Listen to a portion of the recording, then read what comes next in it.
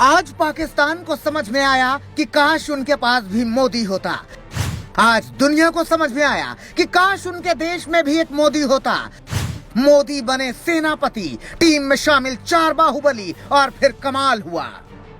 पाकिस्तान के पास सब कुछ है लेकिन मोदी नहीं है। यूक्रेन आज सोच रहा है कि काश उनके पास भी एक मोदी होते। दुनिया के कई देश मोदी की तलाश में हैं, लेकिन संयोग है कि मोदी भारत के पास है और मोदी का विकल्प हिंदुस्तान ही नहीं पूरी दुनिया में नहीं है। यूक्रेन में जब हालात खराब हुए तो सबकी जुबान पर एक नाम मोदी ही क्यों आया? पाकिस्तानी छात्रों के बदन पर भारत का तिरंगा क्यों लिपटा है? इस रिपोर्ट को कुछ लोग नहीं देख पाएंगे, वो अभी छोड़कर चले जाएं।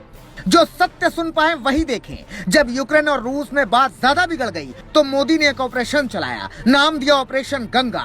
मोदी का ऑपरेशन गंगा कैसे 72 घंटे में कामयाब हुआ, कैसे दिल्ली से लेकर यूक्रेन तक बाहुबली मंत्रियों की पूरी फौज खड़ी की गई। एक से बढ़कर एक अधिकारी ऑपरेशन में लगाए गए, एक से बढ़कर एक मंत्री लगाए गए। एयर इंडिया से मामला नहीं संभला तो फिर वायुसेना को ऑपरेशन का जिम्मा सौंपा गया और पूरी दुनिया देखती रह गई। मोदी ने कैसे 72 घंटे में भारतीय छात्रों को यूक्रेन से सुपरमैन की तरह निकाल लिया। लड़ाई में वो शेर नहीं होता जो मारता है, बल्कि बचाने वाला सवा शेर माना जाता है। भारत का विपक्ष मोदी को कोस रहा था, तब मोदी अधिकारियों और वायुसेना के साथ मिलकर ऑपरेशन गंगा का प्लान बना रहे थे। और कैसे क्या हुआ हम आपको बताते हैं। यूक्रेन में सिर्फ वो बच सकता है जिसका रिश्ता भारत से हो या पास में भारत का झंडा हो। रूस के सैनिक तिरंगा देखते ही मोदी मोदी कहने लगते हैं और फिर वो मदद भी करते हैं। पाकिस्तान अपने फंसे हुए छात्रों की मदद नहीं कर पा रहा। इसके कई वीडियो वायरल हैं। पाकिस्तान के छात्रों को समझ में आया कि उन्हें भी मोदी और भारत का तिरंगा ही बचाएगा। पाकिस्तान को एक बार फिर समझ में आया कि भारत क्या है, पीएम मोदी की ताकत कितनी है।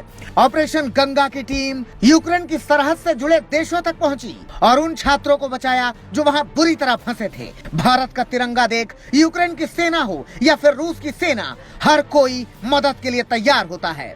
पीएम मोदी ने ऑपरेशन गंगा के लिए पहला नाम चुना एस जयशंकर का। एस जयशंकर विदेश मंत्री हैं, लंबे वक्त तक विदेश सचिव भी रहे हैं। विदेश नीति के मामले में एस जयशंकर को वही दर्जा हासिल है जो रक्षा से जुड़े मामले में अजीत डोभाल को मिलता है। एस जयशंकर जब सचिव थे तो इन देशों की एम्बेसी में उनका रिश्ता अच्छा था, जान पहचान भी अच्छी थी, उसका फायदा उन्हें मिल गया। एस जयशंकर चुनाव नहीं लड़े, फिर भी मोदी ने उन्हें विदेश मंत्री क्यों बनाया? इसका जवाब मिल गया होगा आपको। एस जयशंकर ने ही सुझाव दिया कि अब वायुसेना के जवानों को लगाना चाहिए। पीएम मोदी ने फिर एक ऐसे नेता को काम दिया जिसके कांग्रेस में कोई इज्जत नहीं थी, मोदी के सबसे खास और भरोसेमंद हनुमान ज्योतिरादित्य सिंधिया को ऑपरेशन गंगा में बड़ी जिम्मेदारी दी गई। पीएम मोदी आजकल अपने बड़े मिशन में ज्योतिरादित्य सिंधिया को शामिल करते हैं।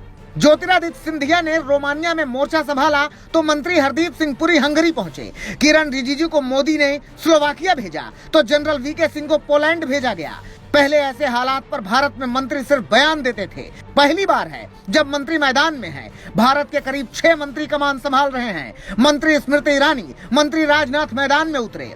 अधिकारी मंत्री वायुसेना, कई राजनयिक भारतीय छात्रों की मदद में लगा दिए गए हैं। पहले लीबिया में बचाया, फिर इराक में बचाया, फिर अफगानिस्तान में बचाया, अब यूक्रेन में भी।